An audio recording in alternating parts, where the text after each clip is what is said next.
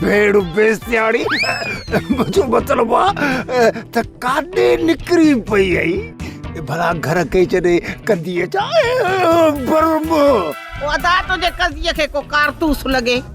तोखां त घर छॾाई पर मूंखां बि मिठल जो घर छॾाई अदी मुंहिंजी भेड़ बेस्तियाड़ी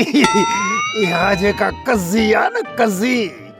हाणे मुंहिंजी ज़ाल न रही आहे इहा पीरू पेटीअ जी ज़ाल आहे इन करे त तुंहिंजे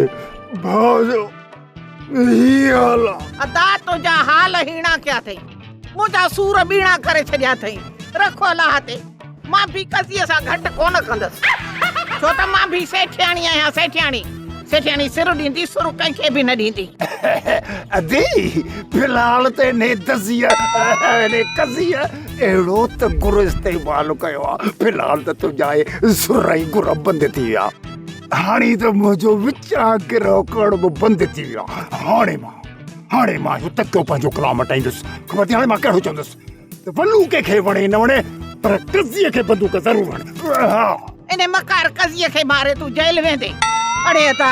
बाक़ी ॾींहं हयातीअ जा बचा कहिड़ा अथई हाणे मुंहिंजी त दिलि थी चवे पई जेके 4 सिज बचा थी हयातीअ जा मां भेण सां गॾिजी गुज़ार अदी वेचारा वॾड़ा पहा को ॾींदा त भुली अलाए भाण वई अलाए मेहन जी वाड़ी में वई जेकॾहिं भुली वापसि आई तॾहिं बुहा न भुली जेकॾहिं भला तूं मिंथूअ जी इलाज थी करी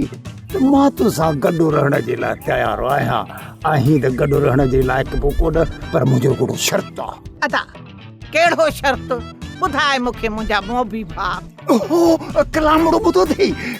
ज़रे ज़रे ॾे न मेणा दिलि टुटी पवंदी दिलि टुटी त हयाती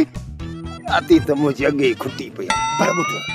ॿोड़ मानी तयारु बि कजाए वॾा ठगड़ चांवरनि जूं मानी बि पचराइजाए ऐं हा मूंखे विचां गिरो ज़रूरु खणाइजाए जेकॾहिं तूं देगिड़े में भतुर थी न उहो बि मूंखे खाराइजाए तूं त बाबा माने ईअं थी कई ॼणो ताज़ो जेल मां छुटी आई आहीं अदा दर ते ॿधल खे बि माण्हू टुकुर ॾींदो आहे तूं त मुंहिंजो भाउ आहे छो न ॾींदी साईं मां पाण न खाई तोखे खाराईंदसि हाणे तूं मुंहिंजो चवण वटि अॼु खां पोइ मूंसां गॾिजी रहो सेठियाणी सिर ॾींदी आहे सुर कंहिंखे बि नाहे ॾींदी पर तूं भाउ आहे सिर तुंहिंजो आहे ड्रामा सोप सीरियल मश्करनि जो ॻोठ जा तमाम एपिसोड हाणे ॾिसो HD क्वालिटी में विज़िट करियो असांजो YouTube चैनल सिन TV HD ड्रामा।